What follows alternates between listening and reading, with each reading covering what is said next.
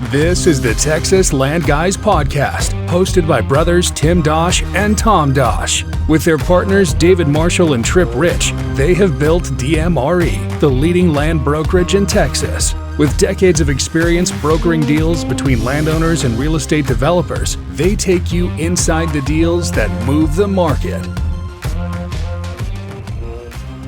Okay, well, welcome back to the podcast. This is part 2 of our interview with Eric Overton from Hilltop. And so, Tim, Eric, good to be with you guys again today.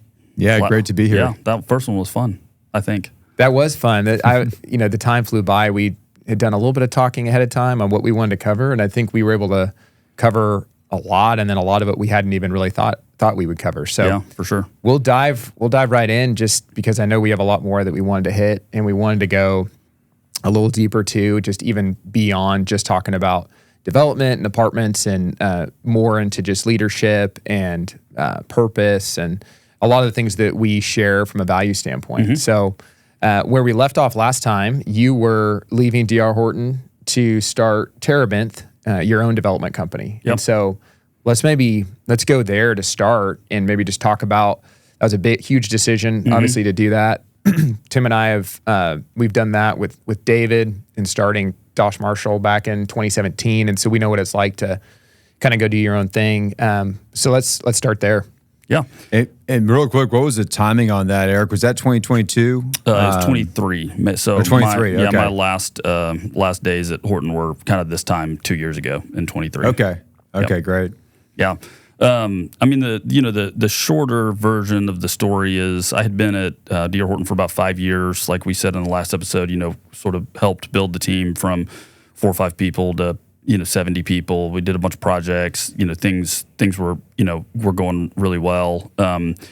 During that time, just in my own personal life, like a lot had changed and shifted. My kids went from being 8 years old, 7 years old, and I guess the twins were 4, and then, fast forward 5 years and the twins are 8, and my son, is getting ready to be a teenager, and there's just so much more that was going on in their life. I was doing a lot more with my church and, kind of some things there.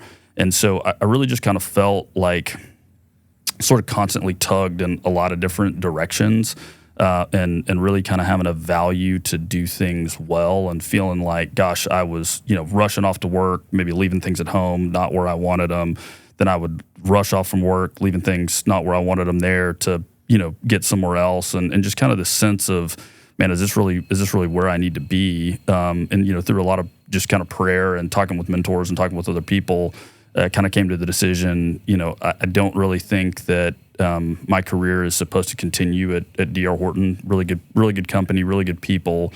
But I think that you can be in a place where, you're just not the right fit for what somebody wants, and something's not the right fit for you. And that doesn't mean that it's bad per se in any way. But, I just think we always do better when we're operating out of a sense of purpose. And so, through these conversations, just kind of made the decision that that wasn't the place for me, and I wasn't the right person for it, is kind of the easiest way I could synthesize it. And so ended up leaving in kind of April and May of 23, took that summer off, spent a great summer with my family, just, kind of hanging out, getting recharged, really intentional time with kids who were like in a very pivotal point in their lives, I think. And I think that's something that was going to be like, sort of hopefully a core memory for them. And then, from there, kind of tried to figure out what I wanted to do. I got fortunate enough to, through a relationship that I had at Kroll Holdings from way back in the day, I had a friend who needed some consulting on a short-term basis. So I was able to help her out, which was, I think, helpful for her and great for me. And, just one of the many ways that kind of God provided for me and my family throughout that whole process. And then early 24, kind of sought some clarity on what I wanted to do. And so I just started a small development company called Terebinth Development. I would say that starting that I was certainly really excited to do it, but it wasn't, I don't feel like I always just had this burning desire to like start something or do my own thing. I think my desire has always been more to be with like really good people in the right spot doing things that I liked, but I just hadn't seen that opportunity yet. And so just wanting to be faithful and wanting to provide. It kind of started this, did some additional consulting, started working on some pre-development stuff, some of it with you guys. And then, fast forward to another relationship that I'd had for a really long time with a guy named David Wiley, who's one of the co-founders of Hilltop with Greg Finch. And David and I had conversations just throughout the years. And he's always been a guy that I've just been really drawn to. We have very similar faith, very similar values, very similar life stages. And so he's always been kind of one of those guys that you run across with in the business. And you're like, man, if I ever had the opportunity to work with him, that'd be great. And I think he feels, the same way. And then Greg Finch, who's his partner, is another, really great guy who shares some similar values. And so they had built this company and we had talked about it at kind of various points in my earlier career, and it just never seemed right. But then they reached back out, and I think just the way kind of God works in everybody's lives, like they were in a little bit different place. I was in a little bit different place. I think some of the things that I had realized over a year of being out on my own that I was missing, like having partners, being able to kind of bounce things off of people. You talk about iron sharpening iron and how that just kind of makes everybody better. And we just started having more and more of these conversations and say, well, let's just see where this goes. And then, after a couple of months, I really felt like, man, this is what I need to be doing. This checks sort of all of the boxes on my core values. This feels like the right time. And so I'm super energized and excited to be able to kick this thing off with them and then really get to also be part of the existing Hilltop team and family of, people who are already doing like great work on the value add multifamily side and utilize all those resources that they have and then build on that with a development company. I think is going to be really, I don't get excited about a lot, I think, as you know, but I am really excited about it. I think it's we're really excited for you. And I was going to ask you, Eric, when you were going through that time frame of trying to decide, do I keep doing my own thing? Do I partner up with some guys? What were you looking for in the partners? Because we've talked a lot about, on this podcast, partnership and the value of good partnerships and character qualities of good partners, and being through things with each other for a long period of time and making business decisions together, going through the ups and downs together. And you'd worked in partnership with a lot of people at a lot of great companies, but it's a different level when it's like, hey, we're going to own this together, and really be contractually bound to each other. What were some of the qualities and things you were looking for? And then when when Wiley and Finch, when you decide to work with them, you're like, man, this is just the right fit. Yeah, I mean, I'll kind of, I'll go through, I wrote down a couple of, these are like my core values that I have. I know on the last episode that you guys did, y'all talked about your core values as a company. And my wife and I went through a process a couple of years ago, really kind of for my benefit as I was trying to figure out, I'm going into my 40s. What do I want the later part of my life to look like? Like what's going to be important to me? So I went through a process to kind of define that for me personally. And so, came up with like truth, respect, doing what you say you're going to do, relationships, having fun, hard work, and gospel living. So those are kind of the 7 characteristics that I want to define my life and be my values and everything that I do going forward. And different of those values sort of touch the different aspects, I think, of who I am as a person and what I do. But really when I look at those guys and what they're doing and what's important to them, I mean, it just aligns so well when you think about, gospel living and truth, like that lines up. When you think about respect, hard work, having fun, I think that lines up. When you think about relationships and doing what you say you're going to do, I've known David for 15 years. I've known Greg for probably 5 or 6 now. And, they've never done anything but what they say they're going to do. Like we have fun together. I mean, I've been hunting with David. I've been, out to dinner with them and their wives. And like, it's just always, it's always fun. It's always a good time, but they also work really hard. And so I think like all of these things are equally important and they all line up well. And I think we're working, kind of together for the same purposes.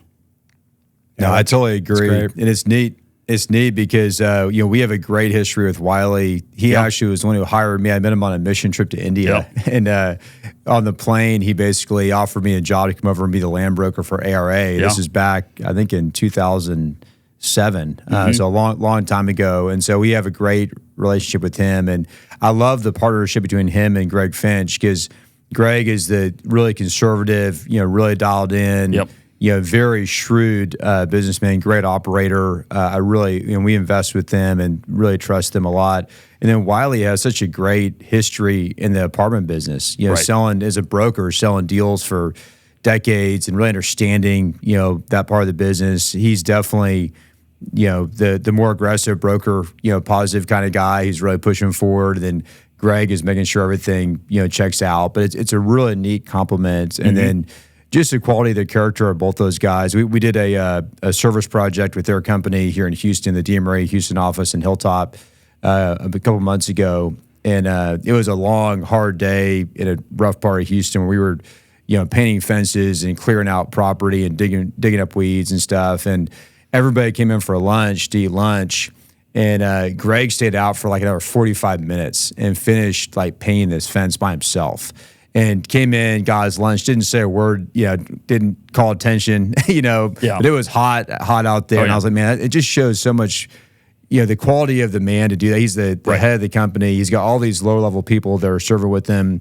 He didn't call attention to like, hey, I was out there finishing. You guys were here having your, getting AC and having your lunch. Yeah. And just there's a lot of great things about both those guys that are real impressive. So yeah, absolutely. Yeah, I think being able to share the values of your partners is so important. That's something that Tim and David and Trip and Trey and just the different partners we have at DMRE, that when you have those values that you share together, it's so critical. It's like a marriage, because when you're in a partnership, you really are committing to something so much deeper than just being coworkers. Yeah. And so it's neat that when you first told me, I think I was we were like mile 15 back in November, running in the Rockledge Rumble in Grapevine, and you had told me, I want to talk to you about some stuff, on the run tomorrow. And I was really excited when you said, you were talking to the Hilltop guys, because I have so much respect for them. And I've known Wiley for a long time, like Tim said, and just he took an interest in me when I was just starting out at ARA and would take me to lunch and ask me how I was doing. And he's always sharing his faith, always praying for people, just such an incredible guy. So I had no idea they wanted to start a development platform. And so I remember on that run, we were talking about, what other opportunities are out there? And you were like, what other companies you think could be comparable? And I was trying to think of companies, and basically every company I was thinking of, I was like, yeah, but it's not really going to be the same as Hilltop and that opportunity. So, people focus a lot on just what's the deal, how much money am I going to make, and I think you see a lot of people in the business move companies because it's, I'm getting a signing bonus, or I'm getting promised this or promised that. And so I know you took a lot of time praying, and it wasn't really, obviously the money should be great and that'll be great, but that wasn't the leading indicator on why you took the role, which is so important for sure. That's not the most important thing. Yep. Yeah, I think that's right. I was actually reading a couple of days ago in the morning and thinking about, this podcast and just, gosh, what are some of the things that I want to share? And I was reading in 1 Timothy, and it talks about just there is great gain in godliness with contentment, for we brought nothing into the world and we're not going to take anything out of it. And so just this idea of like, man, I'm so content with this idea of, being with Hilltop and with joining with these guys. And I have no idea what the future holds, monetarily. I mean, I hope it's great. I hope I can provide for my family, but like whatever I make for the rest of my career, like I'm not going to take it with me. So like that can't be the goal and that can't be the purpose. Yeah, that's amazing. I didn't know you were going to say that, but I'm sitting here with this old wooden baseball bat that was my grandfather's. Tim and our grandparents passed away about a year ago, and I spent the good part of last week in Oregon just cleaning out their house. And so I was talking to Tim about it this morning, because I spent 3 days pretty much just loading stuff onto a truck to bring back to Texas, and to what's going to be shared across our family and my dad's siblings and all that. But for all of that, there was still a house full of stuff. Right. And so there was a cleaning crew that basically came in right after us. And my parents were still finding like cash in some of the drawers, and there was like, uncovered some like really, kind of pretty amazing heirlooms that were hidden somewhere. And it's like, you couldn't spend enough time trying to find stuff. Right. And at the end of the day, they just loaded up a dump truck. These people that came in, everything went into the dump truck, and they just sent pictures, and the whole place is cleaned out. Yeah. And so to your point, it's, my grandfather was a geologist, and he had a lot of really cool, he loved history, he had a lot of really neat, Civil War, World War II, all these things, paintings. But at the end of the day, some of it the family's keeping, a lot of it nobody cared about, and it all kind of gets tossed out. And so he lived a really full life. He was a strong Christian, just incredible guy. So was my grandmother. But at the end of the day, you're not taking any of that with you. That's right. And it is sad that contentment, I feel like, is really lacking. And Tim and I have talked about this on the podcast, but we see it like in sports. We're just switching teams for the better deal, but you see it a lot of times in our business too. It's just, especially on the brokerage side where it's like, you just always need to make a little bit more, a little better deal, and there's just not a lot of contentment, which is sad because I think that verse is a great verse just to remember that we're created for so much more than just what we can get out of life and getting a little bit more out of life. Right. And so one of the things I think is really neat about your story is in this time period of kind of doing your own thing and D.R. Horton, the tornado that came through Dallas kind of wiped out y'all's church. Yeah. But you were able to use a lot of the skills that you've gotten in the business to help. And so you want to kind of talk about that process, because I know you've been really involved as an elder and involved in church, and also got to really step in and just be a part of the team that has made that come back to life. Yeah. So, I developed a relationship with a man maybe, 10 or 12 years ago. And he was a guy at the church who was an elder at the time. And he was just one of those guys who you would look at. He was quiet, but you could just tell he was really smart. He was a kind, godly man. And he was just kind of one of those people that I thought, man, I need to get to know this guy. And so I just emailed him randomly, asked him for some time, said, can we go to breakfast? He was very generous and said, yeah, let's go. So we had a breakfast. And then a couple months later, I followed up and said, I really enjoyed that. I'd like to do it again. And then maybe a month later again. And then I just kind of kept going back to him. And, anytime I would have kind of a problem or an issue in my life, I would, kind of ask him, hey, what do you think about this? And he gave me some stuff to read and some stuff to do and really just kind of helped to grow and shape me. And then I think as he got older, I didn't know this at the time, but as he got older, I think he was an elder at our church was the Dallas campus of the Village Church. And so he was an elder there, and I think he was sort of planning on his transition. And again, I didn't know it, but I think he, in the back of his mind, was kind of maybe thinking, gosh, maybe Eric can transition for me. And so I transitioned, became an elder at the Village about 10 years ago when it was a multi-site church based out of Flower Mound, and we were going to the Dallas campus, and then through a whole nother process that would take like 2 more podcast episodes, we all got together and prayed and decided, instead of having one big church, what if we had 6 smaller churches, still, really good size, but 6 smaller churches who are much more active in the community, much more localized ministry and all those kind of things. And so on October 1st, 2019, we rolled off from the Village and became Northway Church. Well, then on October 20th, 2019, 20 days later, that tornado comes through Dallas and demolishes the sanctuary. And, you look at that and you go, oh my gosh, how tragic. But it was really cool to see the church's response and how it just forced this brand new church to kind of go outward into the community. We were helping the community clean up. We were like, hey, we don't, we have insurance. We don't care about our property. Like, let's go cut trees down in people's neighborhoods. Let's make sure people have water. Let's make sure people, have the resources that they need. And it really shaped us. But then as we came back together, we didn't have a central gathering place to meet, and that's, one of the main functions of a church. And so me having a real estate background, I had sort of gravitated to that and said, gosh, I'd love to be involved. And, I build things. And so I was in a spot to get to be fortunate enough to help them. And so we kind of spent the first part of the process trying to put our kids' building back together, trying to get the offices back together so the church could function on a daily basis. And then we did a temporary worship center in the church had an old basketball gym. We converted that to a temporary worship center.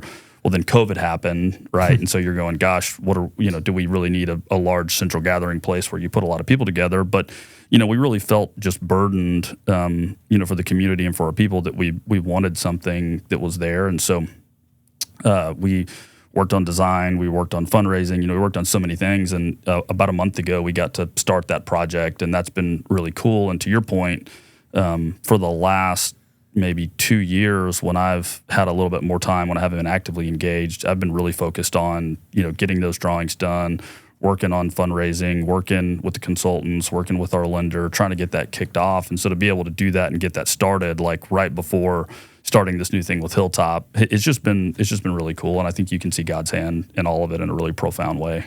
Yeah, that's really neat. Let's let's talk a little bit about Hilltop, and maybe because we haven't really said what Hilltop is. Yeah. Do you mind just giving a quick overview? I know Tim mentioned that we've invested with them and they've been very active on the apartment acquisitions operations side, but do you want to kind of give a little history on what Hilltop is? Yeah. Hilltop is a value-add multifamily investment firm. David and Greg started it in 2017. They buy existing assets, 2000 vintage or newer, and do varying degrees of value add on those properties.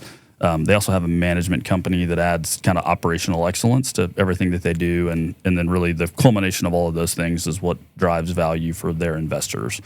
On the development side, I think our focus is going to be just to come really alongside Hilltop, so same markets, Texas, Florida, the Southeast, and do new primarily surface park garden communities, but also maybe some lower density wraps, probably 70-75% garden, 20-25%, 30% wrap communities. So a good blend of, I think, my background at what I have done at JLB Partners and DHI Communities, and that it also really aligns well with the product type that Hilltop is, buying, managing. So the operational excellence piece will transition across both of those things. And one of our main focus has just been, as we start this business, to do everything really well from the get-go, not necessarily trying to be huge right out of the gate. We just want to do one project, do it really well, do the second project, do it really well, hire great people, build great teams, and then, over what I hope will be a long period of time, continue to build on what's an already great organization and just being able to add all of the development components to that. It's huge that you have such a good base to build from, even though there's not, a long track record of development at Hilltop. Just the company has such a good reputation, really good reputation, obviously raising money, track record of raising money, and then you bring that development expertise. Yeah. So obviously you live in Dallas. Is the plan to start more in Texas and more development in Dallas first? Or do you see yourself developing in Florida, kind of right away, or what are your thoughts there? Sure. Yeah, I think I'm in Dallas, based in Dallas, continue to stay in Dallas. We're going to build the development company really here first, primarily focus on Texas-based development opportunities. So we will be opportunistic in kind of looking all across Texas. Of course, it's kind of my hope that we'd be able to start in DFW because that's where I'm at, and I want to be able to be really hands-on on the early development stuff while we're building the team. But certainly also going to look in Houston and in Austin. I think over time, again, if we're successful in Texas, then it makes sense for us to expand into the other geography that Hilltop is in Florida and the Southeast. But really, that focus I think is secondary at this point on just getting started well here in Texas. From a hiring standpoint, I know we've talked a lot about the need now that you're officially at Hilltop for you to go and build the team. So are you looking at hires here in Dallas, Houston? What are kind of some of the roles that you're out? Because I know you're already talking to people, and there's we get developers all the time that, especially just with what's happening in the market, are looking for opportunities. So it's good for them to know that you're out, looking right now. Sure. Yeah, I think probably early hires will be here in Dallas again, just because that's where we're basing the company and building the company out of. There will be opportunities, I think, at Houston and in Austin. One of the things, we kind of talk about leadership and team building, and we've hit on various things like that. I have always generally tended to focus more on the people than necessarily the position. Like, I feel like that's where I've been the most successful. Again, in the last episode, we talked about when I was at Crow Holdings and developed relationships with the JLB guys. I think they looked at me as a investment and equity guy, but they said, hey, we really like him. We think he's smart somehow. I don't know how they thought that, but we can teach him the development business. And so that worked out really well for me. And I think that's been a lot of my mentality on hiring is I just want like good people who are smart, who are hungry, who, a lot of what you guys kind of look at in brokerage, but maybe more with the development mindset. Like, I would rather have a hungry, eager, open person who wants to be a part of a team than a 20-year development veteran who just wants to do his own thing. Because what we're trying to do is to really bring people into part of an existing team. And so if you don't want to be a team player, I just don't think it would be a great fit for you. And not every company and not every team is set up like that. But that's one of the big focuses for me early on. We've really found it's the only way that you can scale at all Yeah. is by working as a team. Right. And nobody can really just bring everything to the table on their own. So obviously you're going to have a great team with Greg and with David and just the partnership that you have, but then building that team of just people that can execute, people that can find the deals.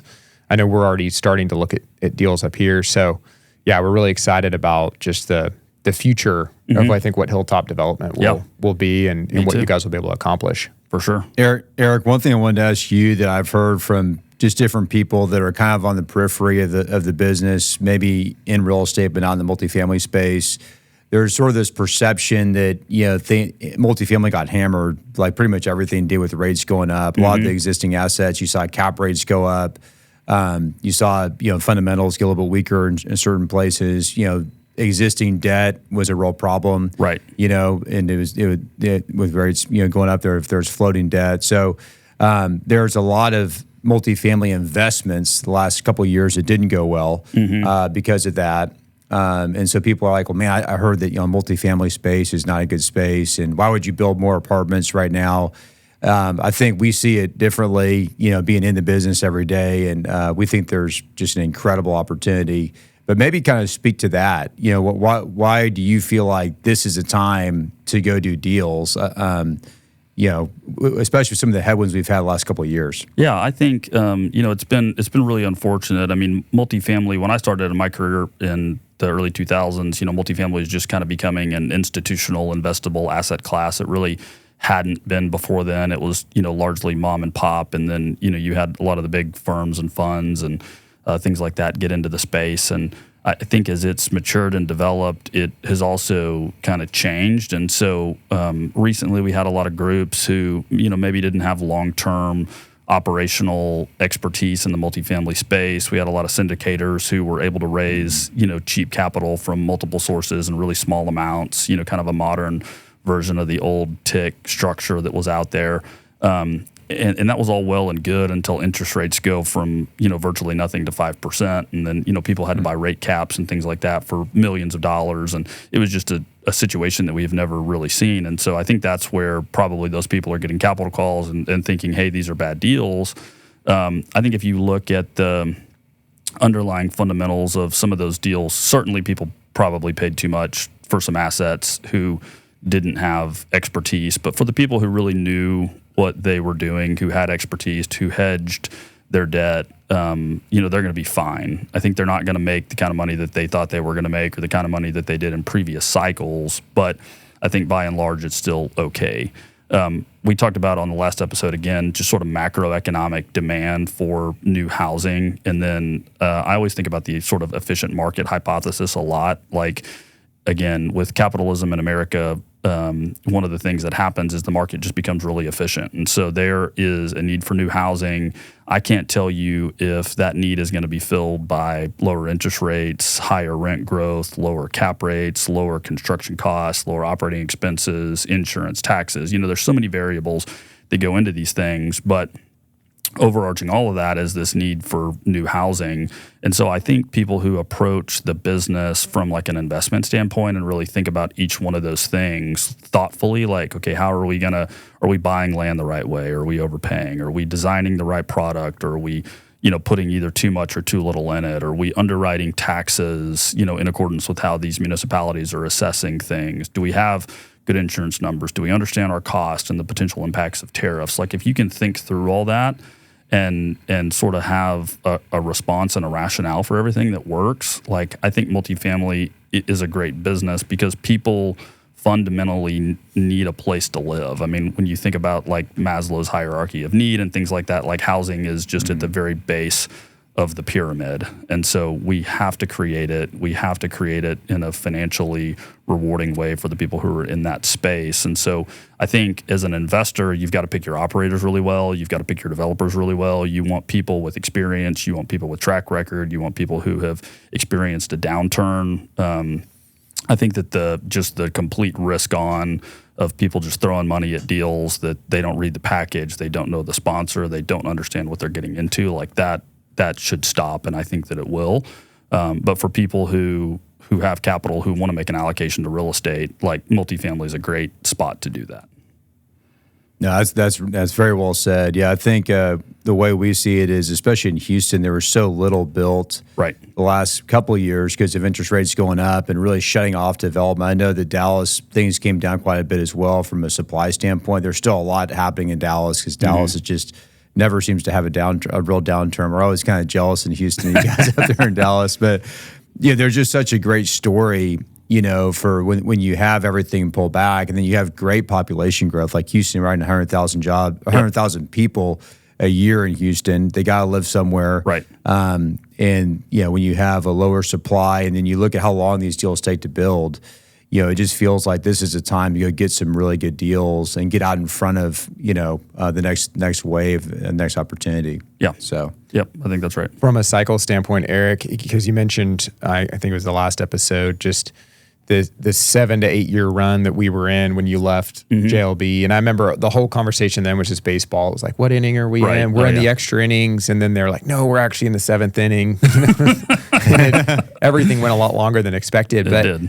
But where would you say we're sitting today, just with the adjustment that we had with rates back in 2022? We're really 3 years into this adjusted market now, and there's continues to be this underlying current of uncertainty that you mentioned on the last episode, and uncertainty makes it very difficult for the big institutions to do anything. So where do you kind of see we are from like a real estate development cycle standpoint? Yeah, I mean, it's I think we're right at the very beginning, and I think that, you know, no two cycles are alike, and so I think this beginning, you know, it could last a little while as we continue to work through these things. And, you know, clearly there's challenges right now in the political environment and the interest rate environment that I think people smarter than me are going to have to figure out. And so I don't think that like, I don't feel a rush, you know, hey, we got to get started right now. But I also think, well, why not get started right now? You know, if you can find good land sites with sellers who are willing to work with you, you can start investing money right now. Like, I think it's a good time to put money into the space. Again, I can't tell you, hey, this is going to start in October of 2025 or February of 2026 or March of 2026. I mean, I think there's still that level of uncertainty. But I can tell you that if you wait until, you know, 2027 to start doing something, it feels like that may be a little bit late. At least to take advantage of some of the earlier cycle, you know, transaction opportunities, which is, I think, what we're really excited about. Yeah. I mean, I think we see that there's a window of opportunity now from a supply standpoint and also just a construction pricing standpoint, because subs are not as busy as they've been. That's right. And Tim and I have seen it a lot in our careers where the developers that come in late or later in the cycle and come by kind of at the height of the market, you really want to be buying as much as possible early. So right now is the best time. It's just hard still. It's hard. It's hard. Still hard to get capital. Yeah, that's the crazy thing. It's like it's, you know, not to say that it's never been better, but it seems like a great time. But it's also probably never been more difficult to find something that, you know, that works all the way around. And so it's like, it's not an easy business. And you just have to, like, every day wake up and go, okay, what can I do today to move a ball forward? What can I do today to develop a relationship, to find an opportunity, to solve a problem? Like, it's really incredibly hard work. One thing I wanted to kind of go back to, Eric, I really liked how we talked about contentment, you know, and, you know, for all of us, especially as believers, it isn't all about, you know, how much money we can make and, you know, our financial success. But I think the flip side of that, one thing I know about you is you're not planning to go do this and have it be a little, you know, cottage deal. I mean, you're wanting to go build something. I think that's just who you are. You have a drive. Yeah, I think Tom and I have the same thing. It's almost like we can't stop ourselves from trying to go be successful and have this drive to accomplish things. But maybe talk about, you know, kind of where that is for you, where that purpose is for you, what gets you out of bed in the morning, because you know it's going to be tough, like you just said. I mean, every deal is hard. You know, hiring people is hard, managing people is hard, building something is hard. There's all kinds of headwinds and challenges in the market. Sometimes you get lucky, but a lot of times you get unlucky. But there is a sense of, on one hand, a contentment, which is awesome. Right. You know, where it's not all about, you know, having to achieve a certain amount of financial, you know, success. But then there's also this drive, you know, and this hunger that is what has made you so successful. I know that you still have that, and you're bringing that to the partnership with Wiley and Finch. So maybe just kind of talk about that, you know, that side of it. What drives you, and What is success for you now? I mean, what does that look like, and what's your purpose and all that? Yeah, I mean, I think, gosh, I'll say a couple things, and I feel like I've talked a lot, so forgive me in advance for this. But one of the things, and this is not like a primary purpose, but just one of the really cool things that I think this is going to do. There have been so many people throughout my career who have helped me. I mean, even all the way back, before Curl Holdings, even when I was going through school at SMU, I was an intern at a bank here, and those were through relationships that I had through my dad. Well, now some of the people that I worked with have kids who are coming into the workforce. When I was at Curl Holdings, some of those people who have kids who are graduating college, even at JLB, right? Like some of the leaders over there, they have kids who are in college or getting out of college. And I just really look forward to creating something where I can help the people help the people's kids who helped me when I was early in my career. But in order to do that, you have to have scale. And so I'm not saying at all that I'm trying to create this company to be able to hire people's kids, but I think that having the resources through size to be able to provide opportunity for people is a really neat thing. And so just to try to grow an organization, to build it well, slowly and piece by piece is fine, but with the goal that, over time it all becomes exponential, and growth produces growth produces growth. It does that in me, it does it in people, it provides opportunity. And we want to do good projects, but while we're doing that, we want to build a good company, and we want to build good people, and we want to provide opportunities for those people and growth for the people. And that's new people who are going to come, into Hilltop Development. And then candidly, my hope is it also provides opportunity for people who are at Hilltop today, for them to get to see something different, for them to get to be involved in a different, niche of the business, and just get to see things through a different lens. I think this is going to be a great thing for a lot of people. And so I'm really excited to be a part of it. And I think what drives me, high achiever, like a lot of us are, right? I like to achieve, I like to build. And that's because I think that I've been given a gift, whether it's my intellect, whether it's my personality, which you're probably laughing at, but I've been given these gifts by God, and I want to go use them to help grow a business, but also then the fruits of that business grow the kingdom, and just growth begets growth in a lot of different ways. That's awesome. Yeah, just being a good steward of what God's given you and the natural skills and talents you have. And when you do it, I think to benefit other people, not just yourself, it becomes so rewarding. Yeah. And I think that's kind of a shift that happens when you're super young. You're just trying to make money. You're trying to get started. You're trying to build a career, build a resume, provide for your family if you have a young family. But then something happens as you get older, and it becomes less about you being successful individually and much more about the team you're a part of winning and helping the other members of the team, be successful, help them build their careers. I mean, I love just seeing the young people in our company who have young families, seeing them make money, provide for their families, start having kids, just start growing. And that's just such a cool thing. So I think that's what drives Tom and I now is we want to win. We want DMRE to win. We want Ascent to win. We want to have this healthy company that's a blessing to everyone who's a part of it, but also is a blessing to our communities and everything outside of it as well. Yeah. And part of that is winning, and part of it's being really good at honing the skills that God's given us and using them as a team and getting better at that and making the right hires. And I think the crazy thing is that the financial success actually becomes a part of that and becomes a bigger part of that when it's not the focus really or the point anymore. It's just about let's be a healthy culture and really go out and win together. Yeah. Growth in itself is not really a great strategy just to say we want to be 20% bigger, or we want to be 50% bigger, or we want to do this. But if you think about the kind of the why behind it, right, it's providing opportunities for a lot of different people in the whole ecosystem, and it's providing opportunities for you personally, even if that's just your further advancement and development of being able to do different things. But it's not just for the sake of growth. So personally, I don't ever want to pursue growth just for the sake of being bigger if there's not a point to it, because it can get to the point where, it's too big, it's too complicated, and it actually sort of dilutes your ultimate mission. And so I think, you know it when you get there. But if DMRE, for example, was if you had 200 brokers and all you guys were doing were running around, putting out fires on the personnel side, like that probably wouldn't be really enjoyable. But you really want to optimize what your people are being able to do. You want to train them well, and then that gives you space to go do other things. But if you just hired, 200 people tomorrow and you opened up offices in Phoenix and Florida and all these other places, like that wouldn't be something I wouldn't think that you guys would enjoy being a part of, even though it was a whole lot bigger. Now, if you got there over time, slowly, methodically, you did it the right way, you built it all out, like that could be a cool thing. I don't know if that's, I don't know that that's in the cards or what the Lord has for you, but I think just trying to balance those two things really well is kind of what we're talking about here. Yeah, that's a great point. I totally agree.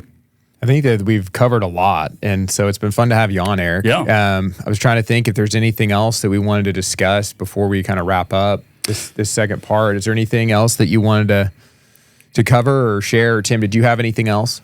I was just maybe going to bring up, I know we kind of talked about it briefly, but both of you guys are super into ultra marathons. And I know we have some listeners that are into running and ultra marathons, and, just maybe talk about that, like, the balance of, working really hard in your job and then having a family and, being a husband and everything, but the need to have, some sort of a physical outlet, exercise, which obviously running is one of those modalities, lifting weights. I know you're a big pickleball player, Eric. But, oh, yeah. Just the importance of being balanced, in your life, and maybe kind of just, I don't know why you were drawn to that, what the history is with kind of the ultra marathon thing, if you're going to keep doing that or switch to something else, or just the reward you get from it. Yeah, I'm actually going to let Tom take this one first, because I think he was the one who sort of got me to do the first one. He just called one day and was like, hey, there's this race, trail run up at Grapevine Lake, late November, called Rock Ladrumble. Like, we should do it. And I had a knee surgery like 3 months before, and I was like, you know what, that sounds like a great idea. Just getting over, tearing my meniscus. Like, let me go run a, ultra trail marathon. But Tom, why don't you take that, and then I can provide some thoughts. Yeah, Eric had just recovered from knee surgery, and I was just trying to keep up with him for 33 miles. But I've always enjoyed running a lot. It's kind of a de-stressor. I love being outside. So like, even when I would travel, I would love to go on a run. It's like when my wife and I would travel overseas, I'd get up early and go on a run like through London or something. To me, it's a great way to explore. And I know you've always enjoyed running, because we would call each other about a deal or something, and you'd be running the neighborhood or walking. And I think for both of us, we enjoy running, but we know that we're not ever going to be like competing for, a marathon fastest time, but we can kind of gut it out and run for a long time. Yep. And we like being outside. Trail running's really fun because it's kind of like hiking in the mountains, and I love hiking. Yeah. And we don't have mountains here in, Texas, but we do have some actually great trails. We do. Yeah. And so, that one in Grapevine is a beautiful trail, and it's a fun time of year. It's November, so it's kind of cold. Mm-hmm. And so we did that together. And then you have a place out at Possum Kingdom. And so we've done that one together now. That one's coming up. Yep. That one's a little bit hard because it's hot that time of year. So I'm hoping that it's not as hot as last year. But you've also done them now in Utah and some other locations. But I've always loved being outdoors. I think it goes back to growing up in the mountains in Montana and spending a lot of summers in Colorado. And so for me, I try to balance it to where it doesn't take away from time with the family. Right. So I'm never going to be, the fastest guy out there breaking any records, because I just don't have enough time to train. Yeah. But just trying to stay fit. I feel a lot sharper when I'm lifting or running. And like this morning, I got up and went for a run before this, because I feel just way better, way sharper when I get up and exercise. But I just legitimately enjoy running. Yeah, and it sounds kind of crazy, when you tell people that, you run those kind of distances, they just look at you like, there's something wrong with you. But I do think it provides good opportunities. Like for me, running is really cathartic in that it gives me like the time and the place to think, but I'm also like pushing my body and pushing my mind. So I can't even tell you how many problems that I've solved while I was out on a run, just because I'm by myself. I can kind of think through things. I can think through them deeply. I know, Tom, you and I on some of these runs have been able to process like some complicated work things. Like, when I was just starting the journey to seriously think about Hilltop, like we were on a 33-mile run. And so you and I talk a lot, but we don't ever talk for 6 hours at a time until we're running. And then when we're running, we're talking for 6 hours at a time. And, you can cover a lot of ground, both obviously, literally, and then just relationally with somebody in that amount of time. And so we've not only talked about work, but about faith, about personal stuff. We've just had some really great conversations through being able to do that. And so it's not, running that kind of distance isn't for everybody, obviously, and I don't pretend that it is. But one of the, another verse that I wrote down that I just wanted to make sure I said was out of Romans 5. And it says, we rejoice in our sufferings, knowing that suffering produces endurance, and endurance produces character, and character produces hope. And so for me, like, just the metaphor there of if you want to produce character, you have to have suffering, or you have to have endurance. If you want to have endurance, you have to have suffering. And so like when you're out and you're suffering, that's building your endurance, but it's also building your character. And it's letting you know, hey, I can go do something that's really, really hard that most people probably don't really care about and think that I'm crazy for, but like it brings me joy. It adds to my health. Like when I think about balance, the pendulum swings like all over the place in life. And I think probably in like our dad's generation, the dads were like the breadwinners and they worked all the time. And that was like how they took care of their family, was like always being at work. And I feel like now, it's certainly not everybody, but maybe there are people out there who, the pendulum has swung the other way. Like we've experienced the effects of that. And so now people are like, well, I always got to be at home. I always got to be at the kid stuff. And it's almost like, well, man, if you never miss a practice, you never miss a game, you're always home when your kids are home, like that doesn't necessarily feel balanced either. And like I can't under stress the importance of family, but there is a balance there with, it's like, man, your kids need to see you working hard, and they need to see you sacrificing, and they need to see you pushing yourself physically, and pushing yourself physically is going to provide, mental clarity, which is going to make you a better dad. And so like, that's not, please don't hear that as an excuse to like go out every weekend and just run and ignore your family, because that's not the point of it. But I do think all of these things kind of work together to create balance. But whether it's running, whether it's hard stuff that you're going through in life, I mean, one of the things that I just kind of want to end with is this idea that, that suffering is not a bad thing, that's going to produce endurance, and that endurance is going to build character. So whether that's in your job, whether that's in your home life, if that's out on a trail, wherever that is, like it's ultimately being used for your good, and just to try to get people to see that and think that way. Yeah, that's good. Yeah, it's very well said. One more thing, just while we have you, Eric, I wanted to ask you, we have a lot of listeners who are younger people that are in college, or maybe they're in a graduate program. They think they want to get in the development business. Maybe they're not sure, but they're looking at it pretty hard. What advice would you give to them? I mean, how would you prepare? How would I know if I'm in that place? Is this the right career for me? Should I be looking at this, or should I be looking somewhere else? Maybe just a couple of quick minutes on that. I think, having decades now of experience and just the breadth of being at different companies and everything you've done, I think you're in a great place to comment on that. Yeah, I think, the development business is a funny business in that when you talk to most development people and you ask, okay, you're going to hire somebody, what do you want? They always say, well, I want someone with development experience. And if that's the catalyst for hiring somebody, then I don't know how anybody ever gets in the business, because you can't get experience unless someone gives you experience without it. And so again, for me, in my career, I had no development experience when the JLB guys hired me, but I knew real estate, I knew financing, I knew asset management, I knew fundamentals, and then I was able to translate that into development. And so I think if you think you want to do development, you can get a job in development, like that's great, but it's also really hard. If you think you want to do development, then I would encourage you, like, find a job in real estate somewhere, somehow, whether that's on the brokerage side where you get to see a lot of transactions, on the principal side where you're managing deals, maybe even on the banking side where, you're developing relationships with clients who are developers. And then whatever it is that you're doing, just be the absolute best at it that you can. So be the best analyst, be the best broker, be the best banker, be the best whatever, and develop good relationships with people in the development business. And then I think if it's supposed to happen, like, those opportunities will provide themselves. And then when you get there, you just have to ask a ton of questions. You got to learn on the job. You've got to be willing to, like, make mistakes. You got to be willing to admit that you're the guy who doesn't know everything.